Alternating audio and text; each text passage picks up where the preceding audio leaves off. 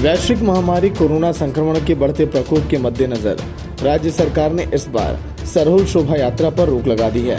इसको लेकर आदिवासी संगठन में आक्रोश है और वो सरकार से शोभा यात्रा निकालने की अनुमति की मांग कर रहे हैं।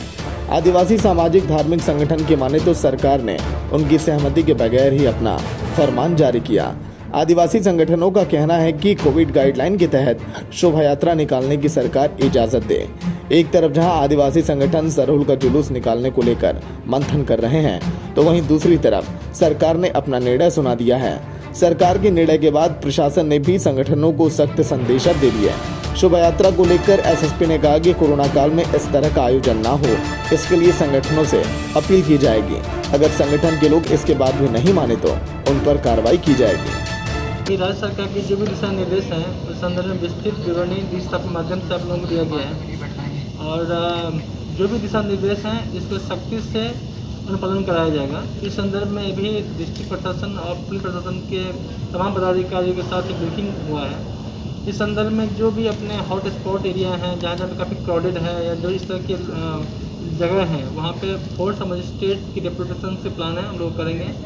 साथ ही थाने को PCR माइक टाइगर मोबाइल को रिजर्व किया गया है। उन लोगों को ब्रीफिंग की गई है कैसे लोगों को काउंसिल करेंगे, कैसे समझाएंगे और कैसे चाहेंगे कि अनावश्यक जमावड़ा ना हो और जो गाइडलाइंस के नॉर्म्स का वायलेशन ना हो। सरकार के निर्देश के बाद आदिवासी नेता करमाऊ राव ने बताया कि सरहुल प्रकृति से जुड़ा हुआ है और झारखंड में आदिवासी समाज इस पर्व को बड़े ही उत्साह के साथ मनाते हैं, लेकिन राज्य सरकार ने इस पर रोक लगाने का आदेश जारी किया, जो बिल्कुल ही गलत है। करमाऊ राव ने कहा कि राज्य के आदिवासी मुख्यमंत्री हेमंत सोरेन ने खुद कोरोना महामारी के बीच वहां पूजा कर आदिवासी संस्कृति को बरकरार रखने की एक मिसाल कायम की थी, लेकिन सरकार सरहुल शोभा यात्रा को आखिर क्यों रोकना चाहती है, इससे सरकार की मंशा स्पष्ट नहीं हो पा रही। नहीं हुआ है। हम लोग सभी संगठनों की बैठक हो रही है, संगठन के शीर्ष नेताओं की बैठक हो रही है। इसमें हम लोग का निर्णय यही है कि आदिवासी के संस्कृति के सामने इस तरह से एक तरफा डिसीजन लेकर के आदिवासियों को चौराहे पे खड़ा कर दिया है राज्य सरकार ने और आदिवासी को किंग कर्तव्य मूड में डाल दिया है। और आदिवासी संस्कृति को आदिवासी मुख्यमंत्री होने के बाद भी वो समझते हैं। मुझे ऐसा लगता था कि वो समझ के अच्छा डिसीजन लेंगे और बीच का रास्ता निकालेंगे, लेकिन अभी तक कोई संदेश उसके तरफ से नहीं आया है। मुझे ये खुशी है कि उन्होंने मुख्यमंत्री होने के बाद अपने गांव में सामूहिकता की दृष्टि से ही उसने कोरोना को नजरअंदाज करते हुए उन्होंने खुद पूजा की।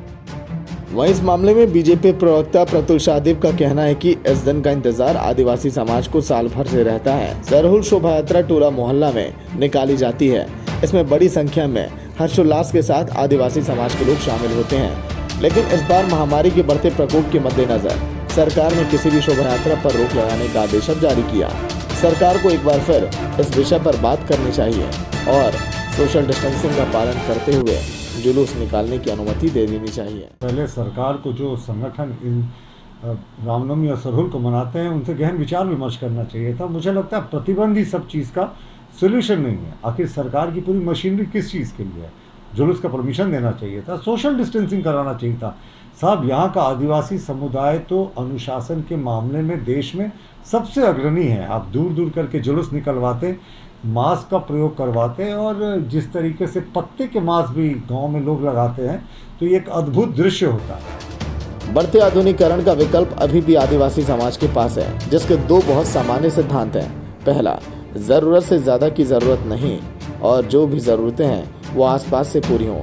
ऐसे में जब सरकार ने सरहुल जुलूस निकालने पर पूर्ण रूप से प्रतिबंध लगा दिया हो, तो सादगी से जीवन यापन करने वाले इन प्रकृति पूजकों के द्वारा दूसरे विकल्प की तलाश अब भी है। ऐसे में यह देखने वाली बात होगी कि आखिर सरहुल के दिन आदिवासी समाज कौन सा विकल्प सामने लेकर आता है।